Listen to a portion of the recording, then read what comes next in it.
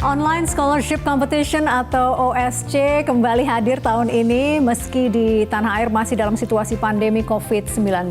Hal ini menjadi bukti konsistensi OSC dalam membantu pendidikan di tanah air. OSC adalah kolaborasi antara Medcom.id dengan perguruan tinggi swasta sebagai penyedia beasiswa. Memasuki tahun ke-6 penyelenggaraannya, OSC tidak hanya memberikan beasiswa bagi yang ingin melanjutkan ke jenjang sarjana, tetapi juga menyediakan S2 untuk tenaga pengajar atau guru dan seluruh fresh graduate yang ingin melanjutkan pendidikannya ke jenjang pasca sarjana. OSC bekerja sama dengan 19 perguruan tinggi di 8 kota untuk program sarjana dan 7 perguruan tinggi swasta untuk program magisternya. Menurut CEO Media Group, kembali digelarnya OSC tahun ini menjadi bukti konsistensi OSC turut peduli terhadap pendidikan di tanah air.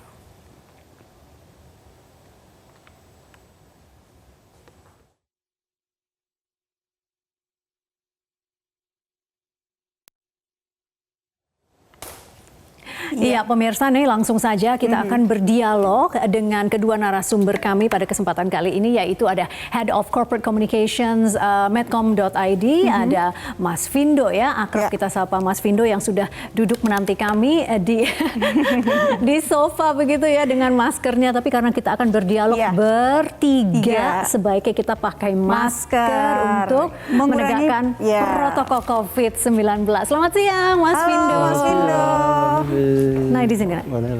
Iya, Mas Vindo. Selamat siang. Apa kabar Mas Vindo? Baik, alhamdulillah. Kembali lagi akhirnya di tahun ke-6 OSC hadir begitu ya. Iya. Apa yang membedakan ya? Pasti tadi selain tahun ini untuk beasiswa pasca sarjananya juga ada begitu ya. Pertimbangannya seperti apa sih Mas Vindo? Yang pasti untuk OSC S2 tahun ini memang pertama kali kita adakan. Gitu. Nah, ceritanya saat itu kita lagi roadshow dari sekolah ke sekolah di salah satu daerah di Gunung Kidul. Kita ketemu tuh guru honorer, terus dia mengusulkan, Mas, boleh dong jangan cuma siswanya aja dipikirin, tapi gurunya juga dong boleh dipikirin. Nah, dari situlah kita mulai termotivasi. Sebelumnya udah sempat kita pikirin untuk mengadakan OSC S2. Tapi ditambah dengan dorongan itu, akhirnya kita coba realisasikanlah tahun ini dengan melibatkan 7 universitas. Oke, nah dari 7 universitas ini, berapa beasiswa untuk S2 yang tersedia tahun ini?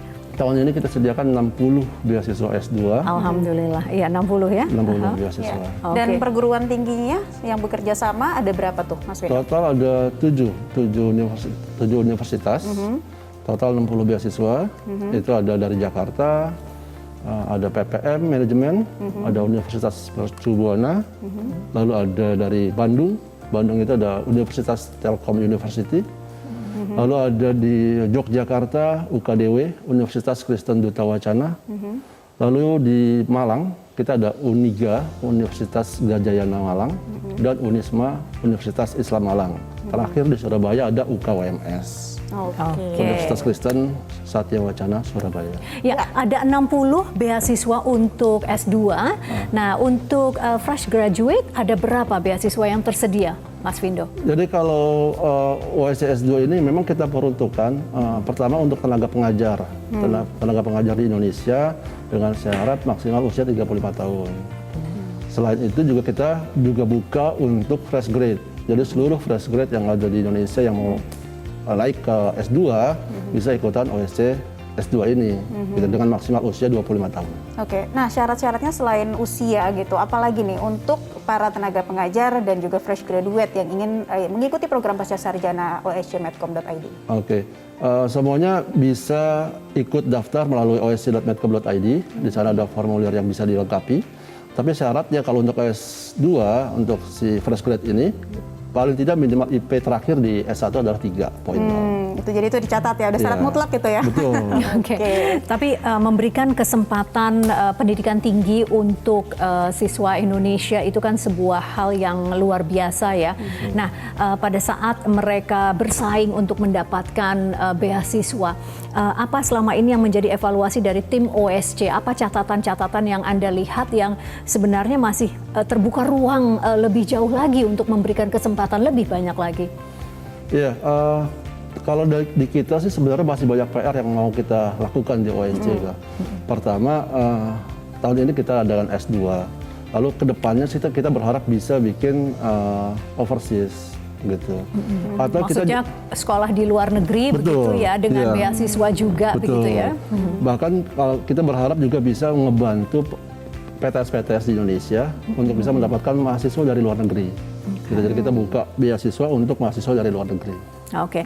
Nah, ada berapa banyak angkatan kuliah ya, angkatan yang akan kuliah di Indonesia, dan berapa banyak yang bisa ditampung melalui beasiswa OSC, Mas? Perbandingannya seperti apa? Nah, kalau secara perbandingan sih kita lihat memang dari gap antara siswa-siswi yang lulus SMA dari yang bisa melanjutkan kuliah itu memang sangat jauh sekali. Kurang lebih sekitar 10-15%. Nah, itu dia hadirnya OSC di sini. Kita berharap bisa membantu siswa-siswi untuk bisa meneruskan pendidikan hingga S1, bahkan sekarang dengan S2. Seperti itu. Baik, dan saat ini juga kita sudah terhubung bersama dengan Rektor Universitas Islam Malang, ada Bapak Maskuris melalui sambungan Skype ya. Selamat siang, Pak Maskuri. Selamat siang, Mbak Laila, sama Mbak Vivi. Baik, Assalamualaikum Pak Maskuri. Waalaikumsalam warahmatullahi wabarakatuh. Iya, Pak Maskuri, ini sudah tahun keberapa bekerja sama dengan OSC ya Pak ya? Untuk beasiswa bukan hanya S1 tapi untuk jenjang pasca sarjana juga ya Pak? Iya, betul. Ini sebetulnya dari Unisma mulai sejak awal Mbak, OSC ini. Jadi sekarang sudah tahun ke-3 atau ke-4 ya. Oh, ke-6 ya. Dari awal ke-6 ya? Iya, sejak dari awal, betul. Baik, Pak, mungkin flashback sedikit nih Pak Maskuri. Awalnya apa yang membuat Unisma bersedia bergabung bekerja sama dengan OSC untuk OSC untuk turut memberikan kesempatan kepada anak-anak di Indonesia?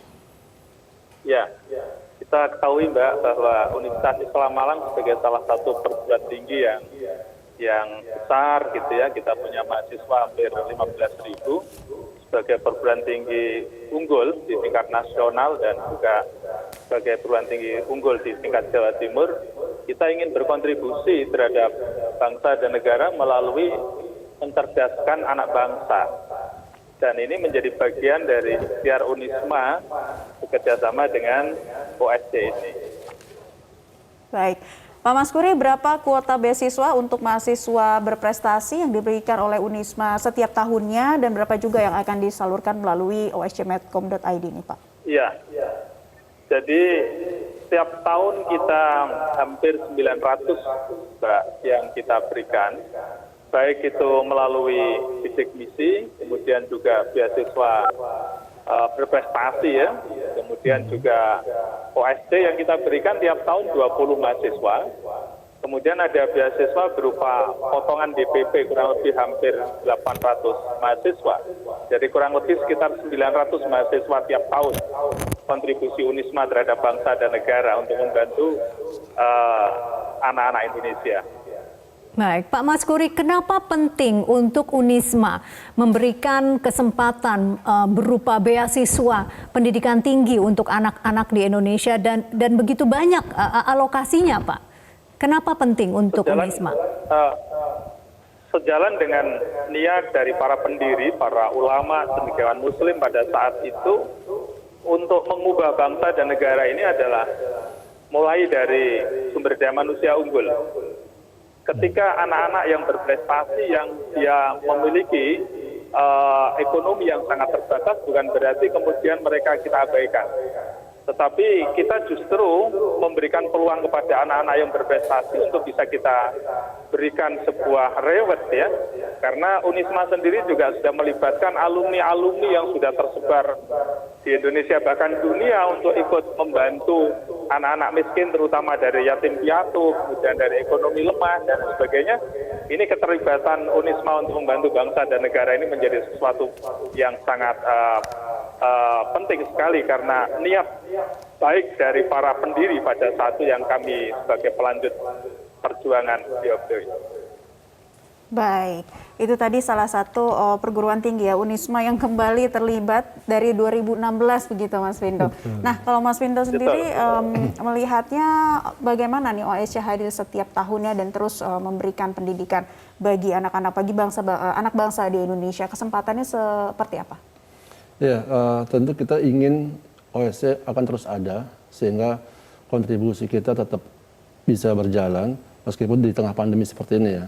Justru di tengah pandemi ini kita berharap dengan adanya OSC, anak Indonesia tidak putus kuliah dengan beasiswa yang kita punya. Dari berbagai kampus yang kerjasama dengan kita berharap ya seluruh siswa-siswi jangan putus asa bahwa ada beasiswa loh yang mudah didapat melalui kompetisi. Ya, bagaimana para siswa ini menghadapi perkuliahan di masa pandemi? Apa saja nanti tips-tipsnya agar tetap semangat, tidak hilang motivasi? Kami akan bahas lebih lanjut. Pemirsa, tetaplah bersama kami. Newsline segera kembali.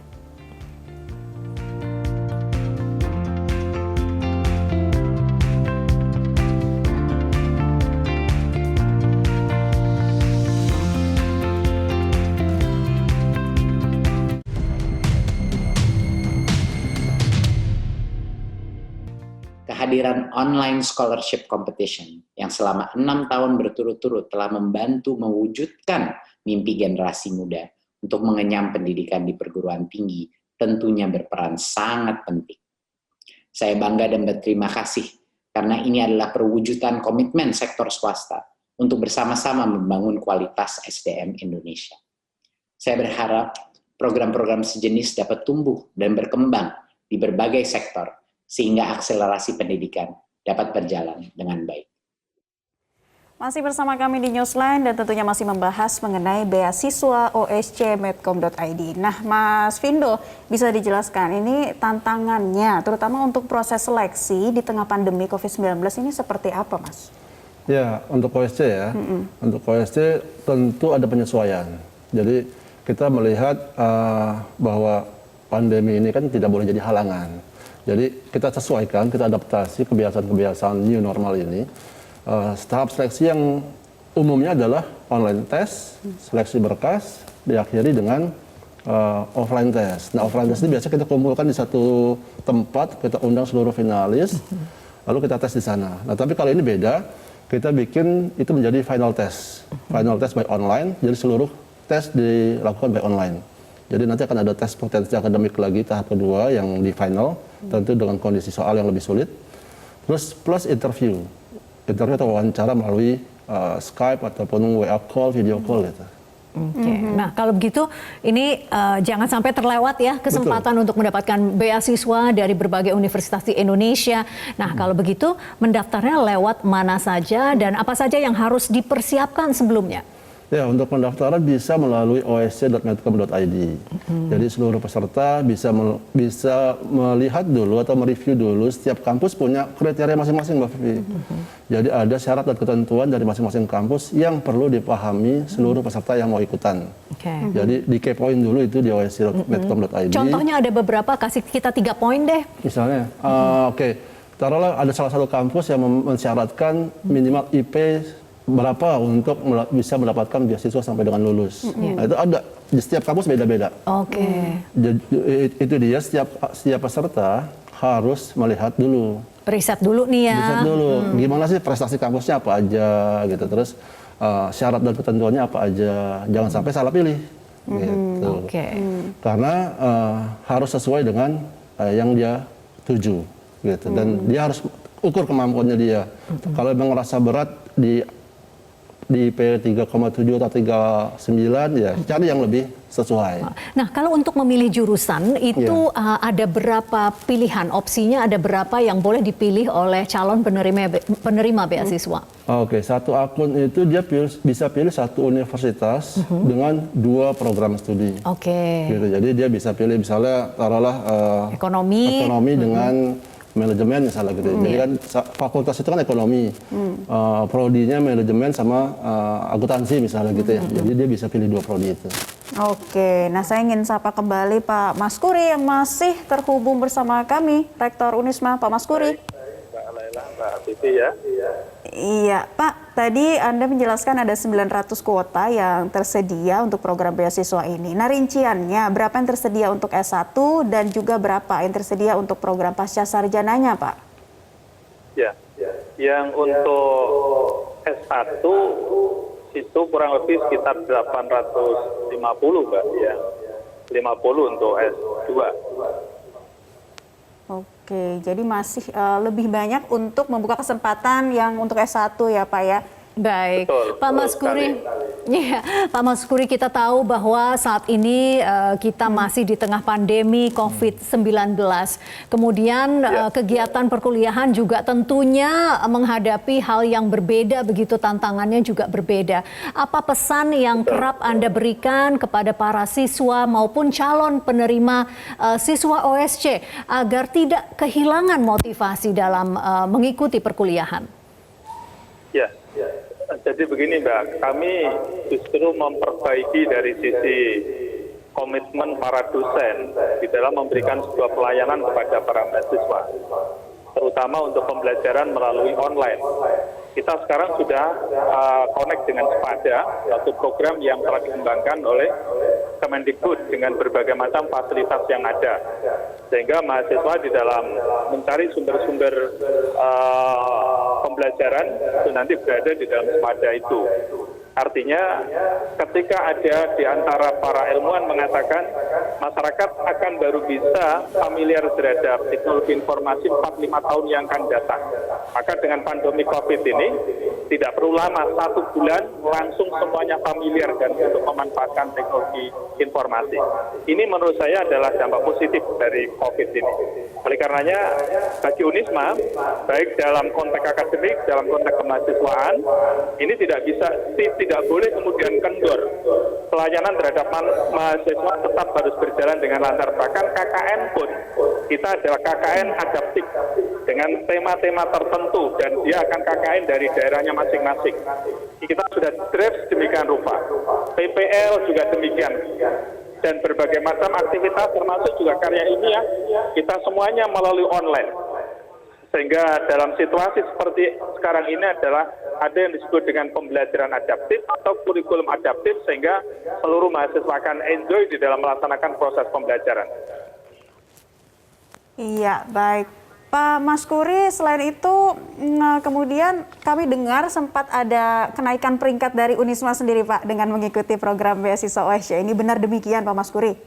Betul, Mbak. Jadi pada tanggal 17 Agustus tahun 2020 kemarin telah diumumkan launching oleh Kemendikbud tentang perankingan perguruan tinggi se-Indonesia. Alhamdulillah kami dari tahun 2019 di posisi ranking 85, sekarang berada di ranking 44 PTN PTS seluruh Indonesia yang jumlahnya 4.670. Dari sisi kinerja mahasiswa atau kinerja kemahasiswaan, dulu 2019 kita berada di ranking 66, sekarang sudah berada di ranking 25. Ini kami melihat bahwa ketika kami harus memberikan satu peluang pada masyarakat untuk bisa masuk ke Unisma melalui berbagai macam beasiswa, ternyata keberkahan perguruan tinggi itu semakin nampak ternyata, Mbak. Baik, kalau bicara keberkahan, hitung-hitungannya berbeda ya Pak Maskuri ya. Pak Maskuri, selama ini tentu kami sepakat bahwa dalam melaksanakan kegiatan sivitas akademika di kampus itu kan memang butuh dana begitu ya, dan tentunya tidak sedikit kalau mau meningkatkan kualitas pendidikan yang diberikan kepada setiap siswa begitu. Nah, apa pesan yang Anda berikan kepada pihak yang mungkin masih ragu untuk mengalokasikan sejumlah beasiswa untuk anak-anak yang membutuhkan dan mereka masih ragu bahwa wah nanti hitung-hitungannya tidak sampai begitu. Apa pesan yang Anda berikan kepada pihak tersebut? Ada satu trik Mbak yang kami lakukan dan bisa jadi nanti bagi perguruan tinggi lain. Kami ini juga memiliki satu kepedulian terhadap mahasiswa kami sendiri. Misalnya saja di era pandemi COVID ini kami juga membantu pulsa kepada mahasiswa kami. Hampir 10 miliar yang sudah kami keluarkan untuk mahasiswa untuk membantu pulsa. Lalu kemudian kalau dihitung secara matematis, itu dihitung secara matematis, memang kita mengeluarkan sebagian dana untuk masyarakat. Tetapi harus ingat bahwa janji Allah, la in sakartum lazidannakum wa la in kafartum inna adzabi lasyadid. Siapa saja di antara hamba Allah yang mensyukuri nikmatnya, maka Allah akan tambahkan itu. Dan konsep ini, spirit ini adalah ada di Universitas Islam Malang. Maka secara matematis kita berkurang sesungguhnya, tapi Allah semakin menambah rezeki-rezeki yang diberikan oleh Allah. Ini contoh saja Mbak Naila sama Mbak Pipi. Kita baru saja membebaskan lahan 80 hektar untuk pengembangan kampus 2. Di sisi lain pengembangan fisik dan laboratorium di Unisma akan semakin gencar. Apalagi di era pandemi COVID ini ada tambahan plusnya, yaitu mempersiapkan segala sesuatu yang sifatnya nanti itu adalah new normal ini. Pembelajaran yang sesungguhnya biasanya dalam satu kelas itu 40 orang, nanti akan bisa menjadi 25-30 orang.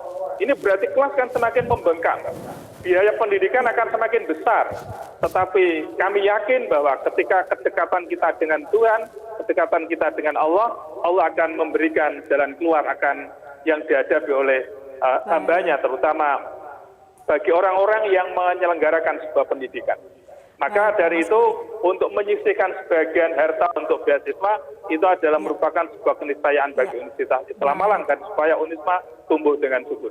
Amin. Terima kasih Pak Maskuri untuk pencerahannya dan untuk bergabung bersama kami di Newsline hari ini. Baik. Rektor Unisma, terima kasih sekali lagi Pak Maskuri. Iya, Mas Vindo, jadi sekali lagi Mas tentang OSC, jadi kapan terakhir pendaftaran ini?